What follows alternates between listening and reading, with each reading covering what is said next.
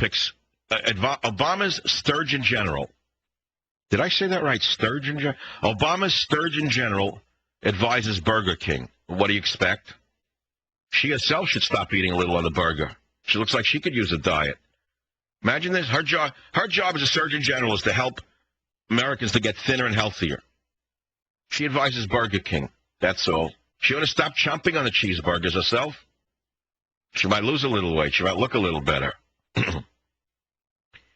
Long lines as free health care offered. Where is this? I don't care. Whatever. Town hall face-offs erode health support. Michael Savage's favorite New Yorker profiles. Oh, I want the picture of me up from the New Yorker. Guys, who's ever doing my website? Godric, Art, I want the picture. Food giants say U.S. running out of sugar. What? Large U.S. food companies have been pushing the Obama administration to ease sugar import curbs, threatening higher consumer prices and possible job losses. We're running out of sugar? When did that happen? DNA proves Edwards fathered child. All right, you could look at the positive in that. At least it was with a woman. You know what I mean? Thank God. At least, he was Randy, but it was with a woman. We got to say, today with what goes on, we got to say thank God for that. Thank God it wasn't the other way. All in Spectator says protests are not representative of America. Oh, he is. A turncoat like him, he's representative of America. Obama's out of touch with America, says Dr. Rabinowitz in the Wall Street Journal.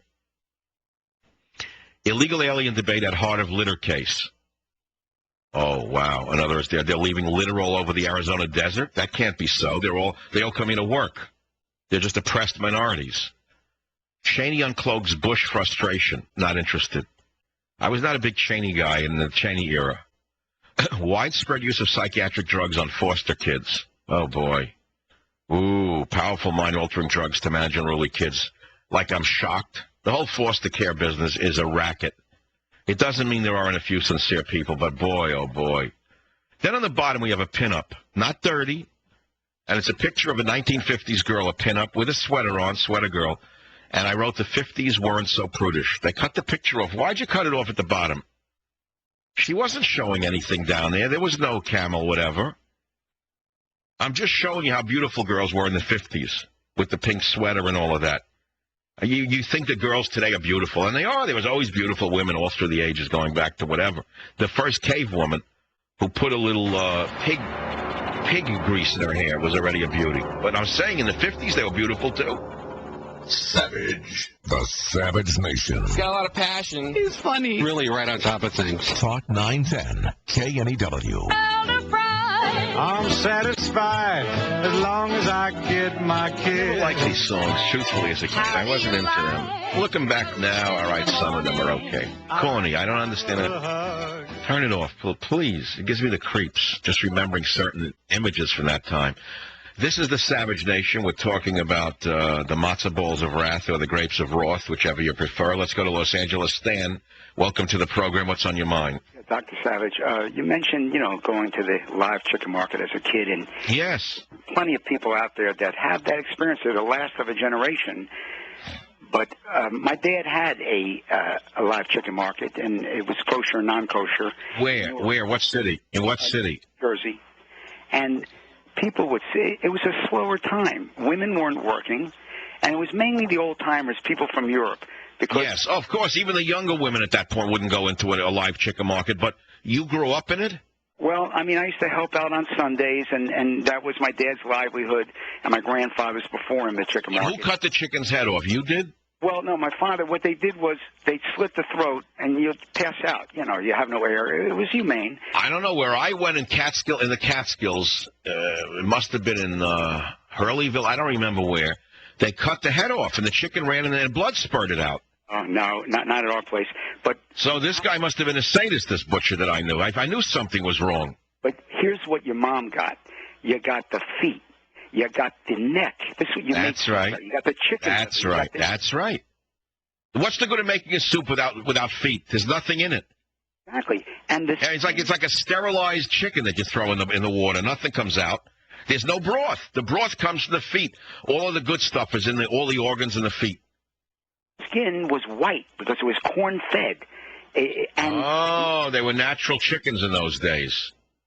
steroids. 6 weeks. Today they're tortured in a cage. They can't even move around, the poor little things. Well, Lyra, if you read religious books, truthfully, even whether it's the Jewish religion, if you go into it, they do say that you are what you eat. A man is what he eats, and a man must bless every food that he eats properly, or it becomes poison in his body, and the man himself becomes contaminated by not blessing it because God created it. But if you want to go into food is that we are what we eat, I mean, there's no question about it that the people today are denatured because of the foods. And the old timers would not go into the supermarkets when they started having in cellophane. That's right. They didn't trust it. They said it was an old chicken, right? Well, the women would squeeze them to see. They'd look in the eyes better than a veterinarian to see if they were sick. And if you went in on Sunday, you got the last chickens. When my dad, rest in peace, took the feathers off, they'd be black and blue because those women had squeezed those chickens all week to find the. Oh my God! You mean the chicken would be black and blue, or your father? No. I'm joking. May rest in peace. Why? You mean the chicken was squeezed by the women? Not really, but you never. Wait. You're really mixing them. Who was black and blue? The chicken, because the women wanted to feel how. Remember now, it had feathers. Yeah. So the chicken's skin was black and blue, right? Yeah, because it had feathers on it. Yeah, but those women also squeezed like young boys' cheeks till they turned black and blue. If I walked down the street in the Bronx, I was afraid to run into an old woman. They'd grab your cheek and squeeze it. You got to remember, these women were wringing out clothes. Their wrists, their grip were stronger. Oh, don't tell me. They can knock your head off, those women. Weren't sitting around watching TV eating bonbons, What do you think I was joking when I said the matzo balls of wrath? I wasn't kidding. And then Beowulf, my producer, said, how about the grapes of wrath? I said, okay, there's a title in that one. John. So, Stan, let me ask you something. When you go shopping today, having grown up in the age of the live chicken, you still can get them in Chinatown, by the way. Here in San Francisco, I think I see them in cages. The Chinese will not buy let's say the more, let us say, country Chinese person will only buy a chicken that's in a cage, and they kill them in there. Yeah, Dr. Savage, the federal government got the law changed to say you can call a chicken that's in cellophane in a supermarket fresh, and it's got to be between 1 day and 10 days old. Oh, my God. 10 days old is fresh. You're eating carrion. You may as well be eating roadkill. Right, and it's 26 degrees until it gets to the market, which is frozen. Then it's 41 degrees, which is refrigerated. Oh, my God. Even chickens are fake today, in other words. The taste is altogether different. It is. I do. I understand. Food is about taste. It's not just about the nutrients it provides. It's also about taste. It goes right back to my discussion of eggplant earlier, by the way. One other thing. So, Stan, you can't eat a thing then today. Everything's disappointing. Yeah, who knows what fresh meat once tastes like. But, I mean, you're in L.A., right? You're in Los Angeles. You're calling from L.A.? I'm calling actually from Hollywood, Florida. Hollywood, Florida. Okay. Down there, the food is you can't eat anything there. By the time we get it, it's like... No, but I'm saying in Hollywood, Florida, there's no food at all in any cuisine. No, unless you go to Joe's Stone Crab. I'll tell you what, the only thing I eat in South Florida that I like is Cuban food. They got the best group of fish I've ever eaten. Yeah, excellent.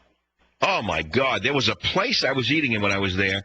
Every day you could get a lunch, $8.95. It came with beans. It came with rice. It came with group of fish that was fried perfectly. I mean, a pan, griddle fried, no grease. Then it had plantain on the plate. Then they gave you bread, $8.95. I couldn't believe how they do it. The Bay Area where I live, people are so used to being ripped off, they don't even know what food value is anymore, Stan. Oh, yeah, no, but... That's one thing about South Florida is the food value is better there. And that's because, thanks to no, I'm not being sarcastic, the large numbers of poor immigrants from Haiti and the Caribbean, they're not going to pay any more than that. $8.95 is still a lot of money for an average guy, so he wants to go into lunch. He better get a real lunch for the money, right? Oh, sure, but you went to a local place. If you go to a tourist place, of course, you're not going to get that. Oh, forget it. Today you get a Bud Light for $8.95 in San Francisco. That's if you look. How about the wine I love? This drives me crazy. You go past the restaurant in the San Francisco area. I don't know if it's like that by you. And they order a glass of wine. They give them a half a glass of wine. That's the latest racket. They it's 3 ounces or it's 6. It's not. What are they doing? I've argued for years. Fill the damn glass, charge me double. I don't want a half a glass of wine. There's something wrong with accepting a half a glass of wine. When did this racket start? I don't know. And are you getting the wine that you ordered? How do you know that? Oh, come on. It's like buying gas with water in it. Wine that you ordered. Are you kidding me? It's all $1 Chuck. Stu, you think you're getting... That's why I drink beer and vodka. It's distilled and the other thing. Don't mix the grain and the grape. That's all. I don't mix the grain and the grape. I mix the grain and the vodka. That's all. Always works for me. No hangover, no headache. It's perfect. You mix in wine with that brew, you're finished. You're off. It's like worse than psychiatric drugs. If you mix grape and grain, it's worse than psychiatric drugs. Oh, God, I'm having a good time because I'm off the political. I swear to God. Wow. What a relief. Ming, I feel better. I can breathe. I'm looking forward to this evening. Last night I was drained. I'm dead from days of telling you about the health care and Obamacare and what you need to do to rein it in. I give up already. No one listens to me. I write bestsellers. Someone reads them. And nothing gets translated.